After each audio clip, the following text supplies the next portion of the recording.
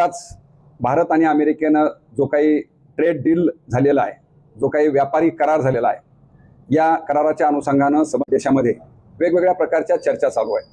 करार म्हटल्यानंतर नक्कीच दोन बाजू त्याला असणार, फायदा तोटा ही नक्कीच गोष्ट असणार, त्याच्याबद्दल दुमत नाही आहे. परंतु ज्या पद्धतीची झालर आतापर्यंत जगामध्ये जेव्हा ग्लोबल आपण झालेलो आहोत किंवा याआधीही वेगवेगळ्या देशांचे करार होत राहत असतात, परंतु या कराराचं वैशिष्ट्य आपल्याला सगळ्याला ज्ञात आहे की एक हा करार आपल्या देशाकडून आपल्या देशातल्या घटनात्मक पदावर बसलेल्या संबंधित व्यक्तींकडून करणं अपेक्षित होतं, परंतु ते झालेलं नाही आहे. ते झाल्यानंतर सुद्धा ज्या पद्धतीची चर्चा अधिकृतपणे वेगवेगळ्या पटलावरती येणं अपेक्षित असतं, तीही प्रक्रिया या सगळ्या कराराच्या बाबतीमध्ये होत नसल्याचे आणि झाली नसल्याचे आपल्याला दिसून येत आहे. आणि या सगळ्या धर्तीवरती नुकताच आपल्या शहरामध्ये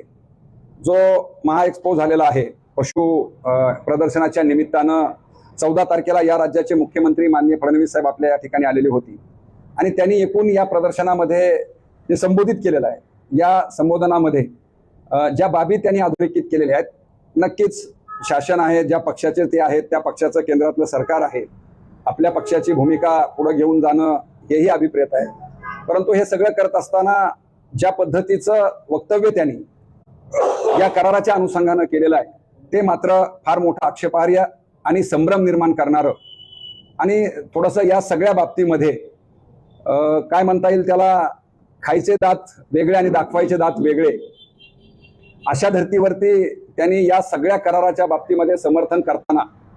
की विरोध करणारी जी काही नतद्रष्ट लोक आहेत ते याच्या अफवा उठवत आहेत आणि यांच्या अफवेमुळं शेतमालाच्या किमती पडलेल्या आहेत. वस्तुतः असं कुठल्याही प्रकारचा करार झालेला नाही आहे. सोयाबीन, कापूस किंवा कुठलंही आम्ही आयात करणार नाही आहे, अशा प्रकारचं वक्तव्य त्यांनी त्यांच्या या जाहीर सभेमधून केलेलं आहे, जे वस्तुस्थितीला आणि झालेल्या करारामधली जी माहिती अधिकृतपणे समोर आलेली आहे या सगळ्या बाबीला छेद देणार आहे आणि खोटी माहिती संवैधानिक पदावर असणाऱ्या माणसांनी दिलेली आहे. या सगळ्या बाबीचा पहिल्यांदा आम्ही किसान सभा म्हणून त्याचा जाहीर निषेध करतोय आणि अशा प्रकारचा संभ्रम आणि अशा प्रकारचा जो करार खऱ्या अर्थानं या राज्यातल्या, देशातलं नाही बोलणार आम्ही, या मराठवाड्यातल्या किंवा या बीड जिल्ह्यामधल्या विशेषतः बहुसंख्य जो काही कापूस आणि सोयाबीन उत्पादक शेतकरी आहे याला पूर्ण क्षमतेनं अडचणीत आणणारा हा करार आहे. याच्याबद्दल आम्ही ठाम आहोत. आणि कशा पद्धतीनं, तर जो कापूस आणि सोयाबीन या दोन्हीच्याही बाबतीमध्ये करारामधल्या सविस्तर बाबी आपल्याला ज्ञात आहेत. आपला वेळ जास्त येणं उचित नाही आहे, परंतु मुख्यमंत्री महोदयांच्या म्हणण्याप्रमाणे डायरेक्ट सोयाबीन जरी आपण आयात करत नसलो तरी सोयाबीन हे जीएम सोयाबीन आहे आणि जीएम सोयाबीन पासून बनवलेलं सोया तेल आणि सोया पेंट हे प्रक्रिया केलेल्या गोष्टी आयात करणार आहात की नाही याबद्दल मात्र मुख्यमंत्री महोदयांनी कुठलीही स्पष्टता दिलेली नाही आहे. म्हणजे एक शब्दांचा खेळ करणं हा जो काही प्रकार या सरकारांमध्ये चाललेला आहे की आम्ही सोयाबीन आयात करणार नाही आहे, आमचं या माध्यमातून खुलं आव्हान आहे की मुख्यमंत्री महोदयांनी स्पष्ट करावं की सोयाबीनच नाही तर सोयाबीन पासून बनवली जाणारी प्रक्रिया केलेली कुठलीही गोष्ट आम्ही आयात करणार नाहीत किंवा आयात केली तर त्याचं आयात शुल्क माफ करणार नाहीयेत. अशा प्रकारचं जर म्हणले असतं तर आम्ही त्याचं नक्कीच स्वागत केलेलं असतं. परंतु मगासी म्हणल्याप्रमाणे या सगळ्या बाबी ज्या खऱ्या आहेत त्या लपून ठेवायच्या, आपणच थोड्याशा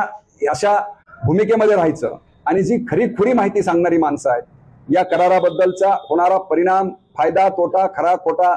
सांगणारी जी माणसं आहेत, जी त्याला व्यवस्थितशीरपणे संविधानिक मार्गाने विरोध करतायत, त्यांना मात्र तुम्ही नतदृष्ट म्हणता, अफवा पसरवणारे म्हणता आणि स्वतः अफवेच्याच गोष्टीवरती, स्वतःच खोट्या नॅरेटिव्हच्या गोष्टीवरती आपण स्वार होता, रूढ होता आणि आपली सत्ता उपभोगतायत. अशा या वक्तव्याचा आणि अशा या मुख्यमंत्र्यांचा आम्ही जाहीर निषेध करतोय. आणि केवळ निषेध करून नाही तर हा करार कसा शेतकरी विरोधी आहे आणि अशा प्रकारचं वक्तव्य वारंवार करणारे मुख्यमंत्री यांच्या सुद्धा विरोधामध्ये आम्ही संपूर्ण बीड जिल्ह्यामध्ये उद्याला संध्याकाळी दिवसभरामध्ये या कराराची प्रतिनिधित्मक होळी आम्ही करणार आहोत आणि मुख्यमंत्र्यांच्या या वक्तव्यांचा शेती आणि शेतकऱ्यांप्रती आणि हजारो आणि लाखो जनतेला तुम्ही प्रभू रामचंद्राच्या साक्षीनं जर जाहीरनामा आणि वचननामा देता, हजारोच्या लाखोच्या सभेमध्ये तुम्ही शब्द देता, ते शब्द तुम्ही फिरवता तोच तुमचा प्रामाणिकपणा आणि आम्ही खरं सांगतो तो आमचा नतद्रष्टपणा आहे का, या संदर्भामध्ये उद्या सबंध बीड जिल्ह्यामध्ये ही प्रतिकात्मक होळी या कराराची करण्याचा निर्णय किसान सभेने घेतलेला आहे। आणि ही बाब आपल्या सगळ्यांच्या माध्यमातून की या बीड जिल्ह्याला, परळी सारख्या शहराला जी पार्श्वभूमी आहे लढ्याची, चळवळीची, संघर्षाची,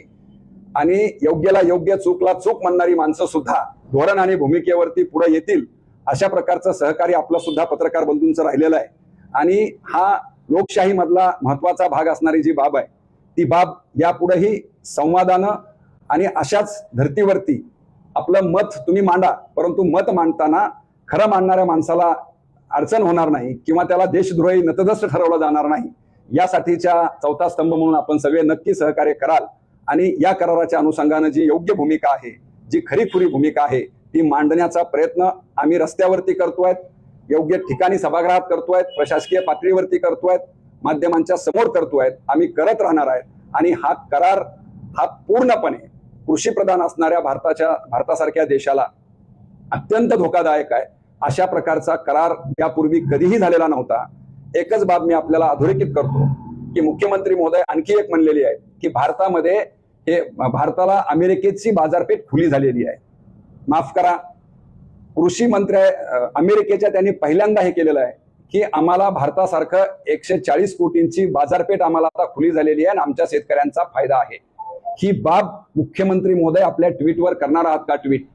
फायदा अमेरिकेला झालेला आहे का फायदा भारताला झालेला आहे? मुख्यमंत्री महोदय भारताला म्हणतायत, आम्हाला महाराष्ट्राला म्हणतायत, आणि अमेरिकेचे राष्ट्राध्यक्ष आणि अमेरिकेचे कृषी मंत्री म्हणतायत की अमेरिकेतल्या शेतकऱ्यांना या कराराचा फार मोठा फायदा होईल। आणि म्हणून ही सगळी बाब आमची विनंती आहे की आपल्या सगळ्या माध्यमांमधून या शेतकऱ्यांपर्यंत, शेतमजुरांपर्यंत, कामगारांपर्यंत, ज्यांच्यावरती सर्वसामान्य लोकांवरती या कराराचा दुष्परिणाम होणार आहे, महागाईला प्रचंड समोर जावं लागणार आहे, बेरोजगारी मोठ्या प्रमाणामध्ये वाढणार आहे, नेमका फायदा कुणाला आहे या बाबतीमधलं अर्थशास्त्रीय दृष्टिकोनातून जरी या कराराकडे आपण बघितलं तरी एवढं स्पष्टपणे आपल्या लक्षात येईल की मुळात ज्या पद्धतीचं साम्राज्यवादी धोरण अमेरिका आणि ट्रम्प स्वीकारतायत, ज्या पद्धतीचे आयात शुल्क त्यांनी त्यांच्या देशामध्ये मनमानी लावलेले होते,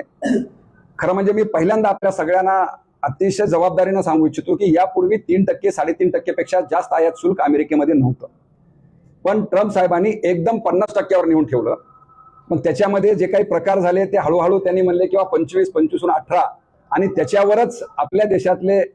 सत्तेमधले लोक अगदी स्वतःची छाती बडवून घेत आहेत की आम्ही 50%वरचा 18%वर आणला। परंतु ही बाब आपल्या सगळ्यांना ज्ञात आहे। मी परत अधोरेखित करतो की 3%वरून 18%वरचा आयात शुल्क अमेरिकेने लावलेला आहे आणि याचा प्रचंड दुष्परिणाम टेक्सटाईल्स आणि आपल्या इथून निर्यात होणाऱ्या वस्तूवरती अमेरिकेमध्ये सुद्धा होणार आहे। दुसरी बाजू ज्या आलेल्या करारातून समोर आलेल्या बाबी आम्ही अधिकृतपणे आपल्या समोर सांगतोय की जे आयात शुल्क माफ केलेलं आहे, हे आयात शुल्क आपल्याकडे 36% होती, ती एकदम त्यांनी आयात शुल्क माफ शून्यावर आणलेली आहे। आणि परिणामी जर सोया पेंड आणि सोया तेल आणि मक्याहून प्रक्रिया करणारं जर जीडीएस जर आपल्या देशामध्ये पशुखाद्य म्हणून आणलं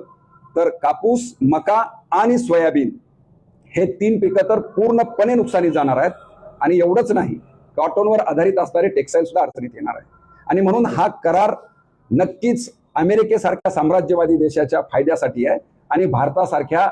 बहुसंख्य रोजगाराची संधी आणि शेतीवर प्रधान असणाऱ्या देशासाठी प्रचंड अडचणीचा आणि त्रासदायक आहे। एप्स्टीन फाईल तर एक भाग नक्कीच आहे, पण यापेक्षा आणखी ही बाब मी आपल्या समोर सांगू इच्छितो की एप्स्टीन फाईल बद्दल तर अख्ख्या जगामध्येच सगळं झालेलं आहे आणि आपल्या देशाचे खुद्द कॅबिनेट मिनिस्टर त्याच्यामध्ये सापडलेली आहेत। त्याच्याबरोबर एक उद्योगपती जो सरकारच्या सोबत असणारे अंबानी सापडलेली आहे। मोदी साहेबांचा अप्रत्यक्षपणे असेल त्यांचाही रेफरन्स त्याच्यामध्ये आलेला आहे। परंतु त्यापेक्षाही आणखी एक भयानक अशी मोठी गोष्ट आहे, ना खाऊंगा ना खाने दूंगा म्हणून आणि भ्रष्टाचाराला विरोध करून सत्तेवरती आलेल्या मोदी साहेबांनी ज्या पद्धतीने देशामधले सार्वजनिक व्यवस्था, सार्वजनिक व्यवसाय, मग बंदर असतील, विमानतळ असतील, वन जमिनी असतील, जंगल जमिनी असतील, पाणी असेल, खनिज असेल, या सगळ्या बाबी देशातले कायदे बाजूला ठेवून अत्यंत करप्शन आणि बेकायदेशीरपणे अंबानी अदानीच्या घशामध्ये घातलेली आहेत। देशातली कुठलीही एजन्सी याच्यावर बोलत नसताना अमेरिकेसारख्या देशामध्ये ज्या एजन्सी आहेत त्यांनी त्यांच्या लक्षात आलं की आपल्या सुद्धा देशामध्ये जो उद्योगपतीमध्ये येतोय त्यांनी चुकीच्या पद्धतीनं भारत सरकार बरोबर डील केलेली आहे आणि भारत सरकारला शेकडो कोटी रुपयाची लाच देऊन अशा प्रकारचा व्यवसाय त्या ठिकाणी करताय। हे लक्षात आल्यानंतर अमेरिकेने जे समन्स अदानीला काढलेला आहे हा सगळ्यात मोठा धोका या देशाच्या सरकारला आणि खुद्द पंतप्रधानाला असू शकतो अशा प्रकारचा कयास देशातल्या सगळ्या तज्ञांनी मांडलेला आहे। आणि म्हणून तो अदानीनं आलेली नोटीस, देशामध्ये झालेला प्रचंड मोठा भ्रष्टाचार आणि एस्टीन फाईल मधला लागेबांधे जे अत्यंत भारतासारख्या सांस्कृतिक प्रभू रामचंद्राचं सीतेचं नाव घेऊन सत्तेमध्ये आलेल्या या पक्षाच्या सरकारला कदापिही न शोभणारा आणि मुंह में राम आणि बगल में छुरी अशा पद्धतीचं दाखवायचं वेगळं आणि करायचं वेगळं, कथनी आणि करणी मधला फरक या सगळ्या बाबीमधून आता देशातल्या लोकांसमोर आलेला आहे। आणि म्हणून या सगळ्या बाबी झाकण्यासाठी आणि करण्यासाठी कदाचित अशा प्रकारचा हा त्यांनाही माहित नाही अशातला भाग नाही आहे, म्हणजे नुकसानीचा करार, अडचणीचा करार त्यांनी केलेला असू शकतो। याबद्दल आमचंही त्याच्याबद्दल सहमत आहे। मुख्यमंत्र्यांकडून अपेक्षा एवढीच आहे की मुख्यमंत्र्यांनी जाहीर करावं की आपण जे वक्तव्य इथं तुम्ही केलेलं आहे या वक्तव्यामध्ये आम्ही सोयाबीन आयात करणार नाहीत याबद्दल आम्ही नक्की सहमत आहे, परंतु सोयाबीन सोबतच सोयाबीन पासून प्रक्रिया केलेला कुठलाही घटक, अन्न घटक आम्ही आयात करणार नाही, मक्यापासून बनवलेला कुठलाही पशुखाद्य आम्ही आयात करणार नाही, दूध आम्ही आयात करणार नाही, तर दुधापासून बनवलेले पदार्थ आम्ही आयात करणार नाही आहेत, इथेनॉल आम्ही आयात म्हणजे हे करणार नाही आहेत, पण पिवळ्या ज्वारीपासून केलेलं इथेनॉल आम्ही आयात करणार आहेत, स्पिरिट आम्ही आयात करणार नाही आहेत। अशा प्रकारचं स्टेटमेंट किंवा अशा प्रकारचं जाहीर जर मुख्यमंत्र्यांनी करावं अशी आमची अपेक्षा आहे। त्यावेळेस त्यांच्या आरोपाला आम्ही म्हणू की ठीक आहे, असं जर ते करणार असेल तर तो आमचा म्हणजे नतद्रष्टपणा असेल आणि तो त्यांचा चांगुलपणा असेल, पण त्यांनी त्यांचा चांगुलपणा जर नाकारण्यामध्ये असेल तर तोही त्याने विचार करावा। एकूणच जीडीपी ही तुमच्या देशातल्या लोकांच्या क्रयशक्तीवरती अवलंबून असते आणि खऱ्या अर्थानं ती क्रयशक्तीच मारण्याचं काम या देशातलं भारतीय जनता पार्टी आणि मोदी साहेबांचं सरकार करत आहे। रोजगाराच्या संध्या केवळ कागदोपत्री दाखवणं आणि खऱ्याखुऱ्या रोजगाराच्या संध्या पूर्णपणे बंद करणं